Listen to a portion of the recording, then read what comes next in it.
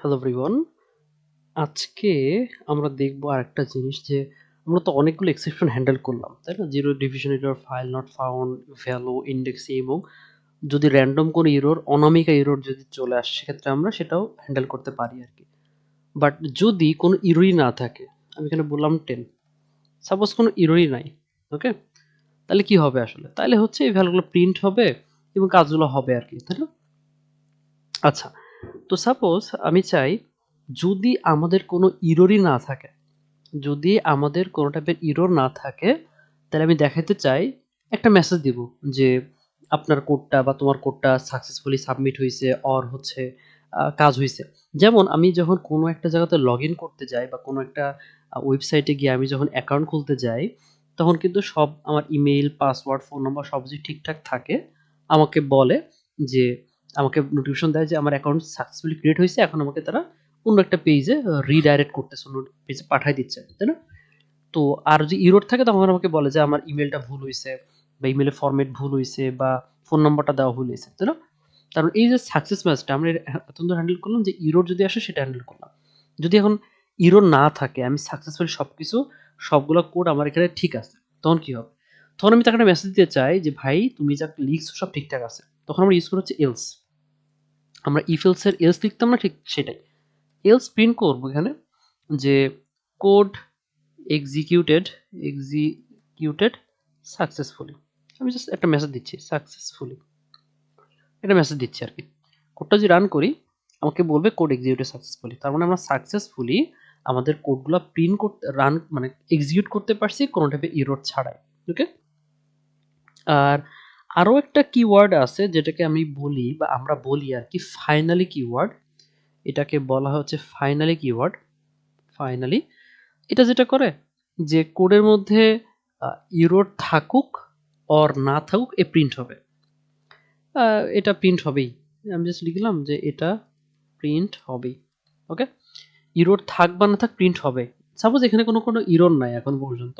কোডটা যদি রান করি তাহলে বলতেছে কোড এটা প্রিন্ট হবেই। আবার যেটা এরর দিতাম, সাপোজ এখানে যেন বলতেছিলাম এবিসি, কোডটা যদি রান করি তাহলে দেখব সেটা আমার এরর তো মেসেজ দিচ্ছেই, সে সাথে এটা প্রিন্ট হবেই। তো আমাদের যদি কোনো প্রয়োজন পড়ে, আমাদের যদি কোনো কাজে লাগে যে আমি সবসময়ের জন্য যে একটা নোটিফিকেশন or মেসেজ তাকে আমার ইউজারকে দিবই যে কিছু একটা হইতে পারে। আমার কাজের প্রয়োজনে কোনো একটা মেসেজ হইতেই পারে। আমি তখন তাকে দিতেই চাই। তখন আমি চাইলে ফাইনালি কিওয়ার্ডটা ইউজ করতে পারি আরকি। ওকে? আচ্ছা। এই একটা জিনিস গেল। আর আরো একটা জিনিস আছে সেটা হচ্ছে আমরা একটা কাজ করতে পারি যে অনেক সময় এমন হয় আমরা অনেক সময় এমন হয় যে আমি ইউজারকে বলছি যে আপনার একটা আ ফাইল অর একটা পিএনজি ফাইল আপনি আপলোড করেন। ওকে? আপনাকে বললাম যে আপনি একটা কাজ করেন, আপনি একটা আ পিএনজি ফাইল আপলোড করেন। বাট সে ভুলে পিডিএফ ফাইল আপলোড করে ফেলছে। এই টাইপের কিছু একটা। ওকে? আচ্ছা। তো সেই ক্ষেত্রে আমরা আসলে কি করতে পারি? তো সেই ক্ষেত্রে আমরা একটা নিজের মতো করে একটা ম্যানুয়ালি একটা এক্সেপশন কে ট্রিগার করতে পারি। ওকে? জিনিসটা এরকম অনেকটা যে সাপোজ আমি একটা ফরমাল কাজ করতেছি। আমাদের ইউজার কি ফাইল আপলোড করবে সেটা দেখবো আরকি। তো আমি একটা ফাংশন লিখতেছি চেক ফাইল নামে। তো এখানে আমি বলতেছি এটা ফাইল নেম সে নিবে আরকি। তো নেওয়ার পরে চেক করবে ইফ আ নট আমি চেক করব যে file name dot dot ints with ints WITCH ints with ints with এ আমি বললাম এটা আসলে পিএনজি তে আসলে বা আমি বললাম .txt তে আসলে এই জিনিসটা আপলোড হইছে কিনা। এই জাস্ট আপলোড তো করব না, জাস্ট বলতেছি যে এটা আসলে .txt ফাইল হইছে কিনা। ওকে? আচ্ছা, যদি না হয় মানে যদি না হয় নট, নট মানে হচ্ছে যদি না হয়। নট একটা আমাদের একটা অপারেটর যেটা আসলে এইটা যদি সত্য না হয়, নট মানে না যদি হয় তখন কি করব? আমি তাকে করব রেইজ করব একটা ভ্যালু এররকে। আমি তখন বলবো যে only only .txt file files are allowed. খেয়াল করে দেখি এটা কিন্তু কোনো ভুল না।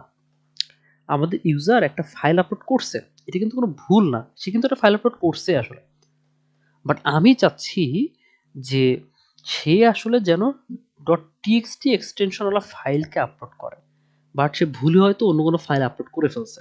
ওকে, তো দ্যাটস ওয়াই আমি তাকে একটা ম্যানুয়ালি একটা ইরো তৈরি করে দিলাম যে ভাই তুমি যে ফাইলটা আপলোড করছো সেটা আসলে অ্যাকসেপ্টেড না, অনলি টিএক্সটি ফাইল আসলে অ্যাকসেপ্টেড। ওকে, তো এটাকে বলে ম্যানুয়ালি যদি কোনো একটা এক্সেপশন আমি কাইন্ড অফ কি করতে চাই, ট্রিগার করতে চাই, এই জন্য আমরা রেইজ নামে কিওয়ার্ড ইউজ করি। ওকে, তো এরপরে আমি জাস্ট কি করলাম, আমি হয়তো এরপরে আর যদি সব ঠিকঠাক থাকে তাহলে আমি বলবো যে প্রিন্ট করে দিব যে ভ্যালিড ফাইল, ভ্যালিড ফাইল।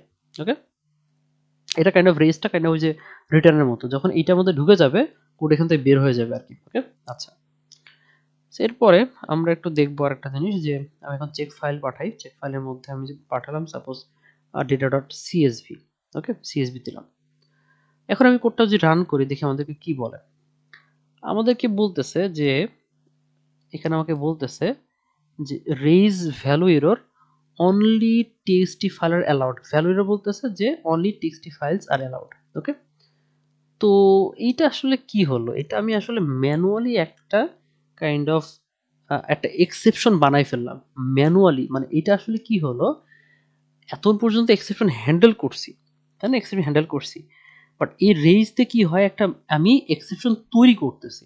ওকে, আমি একটা ম্যানুয়ালি একটা এক্সেপশন এক্সেপশন কি করলাম, ট্রিগার করলাম বা তৈরি করলাম আর কি। ওকে, যে ইউজার যদি কোনো .txt ফাইল বাদে অন্য কিছু দেয়, আমি তাকে বলবো ভ্যালু এরর, তাকে পাঠাই দিব এই যে only .txt files are allowed.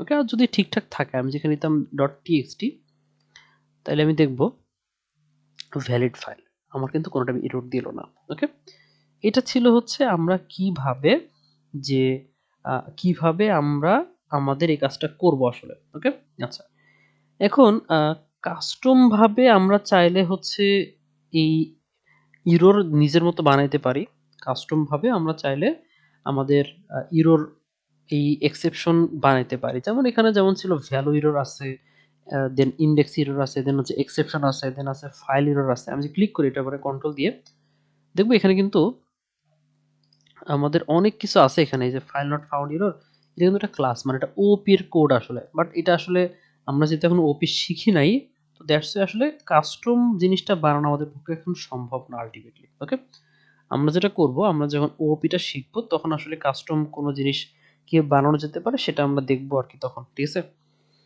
তো এই তো এই ছিল হচ্ছে আমাদের ওভারঅল যে কাজগুলা, যে আমরা কিভাবে ম্যানুয়ালি একটা এক্সেপশনকে ট্রিগার করতে পারি এবং এলস এবং ফাইনালি ব্লক আসলে কিভাবে কাজ করে। ওকে, তো এই ছিল হচ্ছে আমাদের ওভারঅল এক্সেপশন হ্যান্ডেল করাটা। তো নেক্সট ভিডিওতে গিয়ে আমরা নতুন কিছু টপিক দেখার চেষ্টা করব। ধন্যবাদ সবাইকে।